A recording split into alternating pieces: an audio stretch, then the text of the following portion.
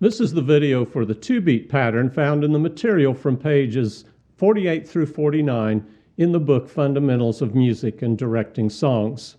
As we learned in the videos on music, the timing of a song is determined by the time signature, not the tempo, mind you, but the time signature gives us the number of beats per measure and what note gets one beat. So this is what we're going to use to determine the pattern that our hand will make to demonstrate the tempo to our singers. So we're going to start with the most simple of patterns, and this 2-beat pattern is used for the 2-2, 2-4, 6-4, and 6-8 time. So you don't have to memorize those fractions right now. Later on, it's going to actually become quite natural. It becomes second nature. So let's start with what it looks like. The 2-beat pattern, like all patterns, has a very distinct downbeat. Don't pound it. Make a very natural very natural motion that ends where the beat is. Then move up and out and swing your hand up. So it's down, out and up, swing. And so you might think of that as bounce, up, bounce, up, bounce, up. And so you'll want to, as you're developing your consistency on this, you'll want to use a metronome to get used to that consistent tempo. But for now, I want you to memorize the motion. I want you to try to stay relaxed. This is a good exercise as you learn this beat pattern. Have something that is level up here, as I told you in an earlier video, to have this ready. Make this motion so automatic that you don't even have to think about what you're doing. Just remember to keep the palm of your hand facing your singers, and always bring your palm down and try to stop in as much the same place as you did on all of your previous beats. You want the people in the back to see this as well as the people in the front, and you want the beat that you're making, you want it to be obvious. So don't jerk your hand so swiftly. You can see how that blurs the actual moment where you have a beat. So just give it a nice, natural little swing of a pendulum-like movement. If you're in a singing school where you are being taught beat patterns, use what the teacher is giving you. He needs your consistency with the rest of the class while he teaches. And I say that because I'm about to show you a variation. It's what I use, and it has a hidden danger. And you might say, well, Bob, if it has a hidden danger, why are you showing it to me? Well, I like this beat pattern, and I feel like it does a better job, but that's just my opinion. But it doesn't do a better job if it is not conveying the beat the way it should. And the big danger here is that we not have the downbeat as distinct from the second beat. My pattern makes the traditional distinct downbeat, then moves up and inward to make a slight bounce at the top. I try to make it look like a bouncing ball. But here's the danger. You must never let the two beats look the same. You need a long descent for the downbeat and then a much shorter fall for the second beat. This is where using a stationary edge like this is helpful for learning. It helps you visualize that second beat being well above the downbeat. So let's try it in practice. That downbeat must stay distinct. If you can't do that, then don't use this pattern. But it has a downward motion, and then it's like a tapping foot or a bouncing ball. I think of it as a bouncing ball bouncing back and forth.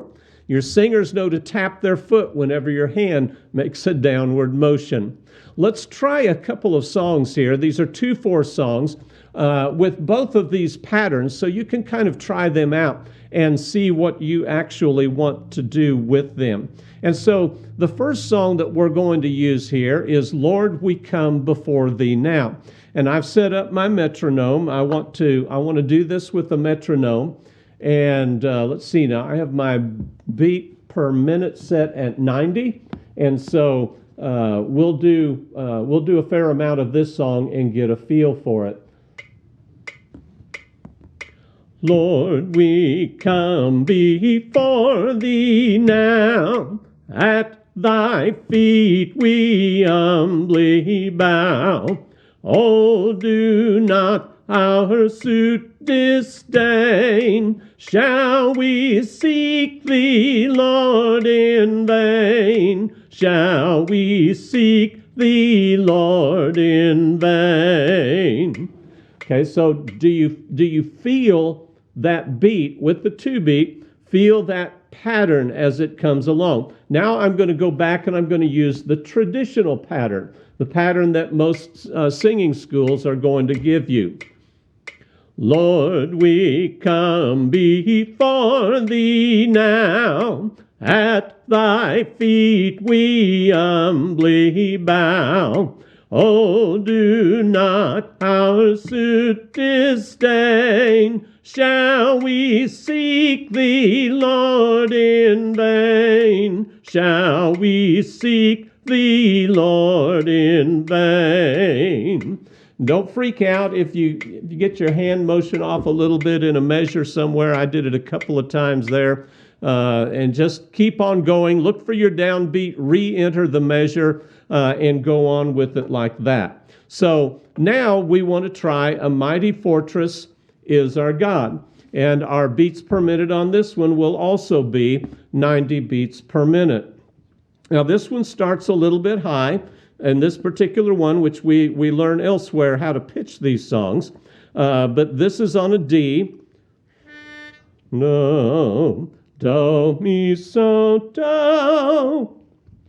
And we're going to start with an upward swing. We're going to do the traditional beat pattern first. It's an upward swing. A mighty fortress is our God.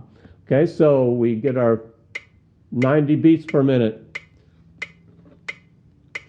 Do, mi, so, do. A mighty fortress is our God, a bulwark never failing. I'm going to stop there. We've got a lot of holds in this song, but I want you to have that feel for that. Let's do it again.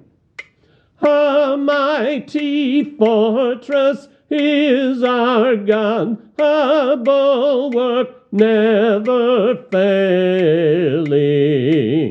Okay, now let's use the variation that I showed you. Remember, that's down and then a slight bounce up and in.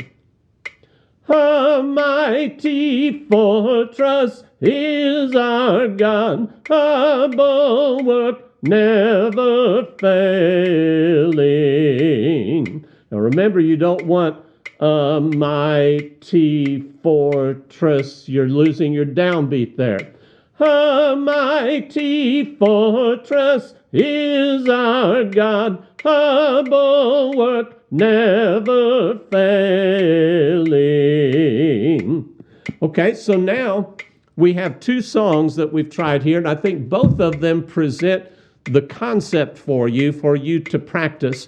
And in the future, I'll bring out some more videos that use other songs, and if you like, put in the comments below songs that you would like for me to go into and to help you with those particular beat patterns.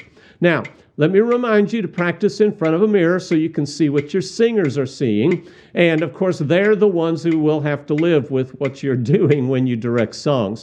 And use a metronome so you can develop a consistent tempo that's just rock solid. In the next video, we're going to look at this same pattern, only we're going to do so with 6/4 and 6/8 time signatures, which is compound time. Hope to see you in that video.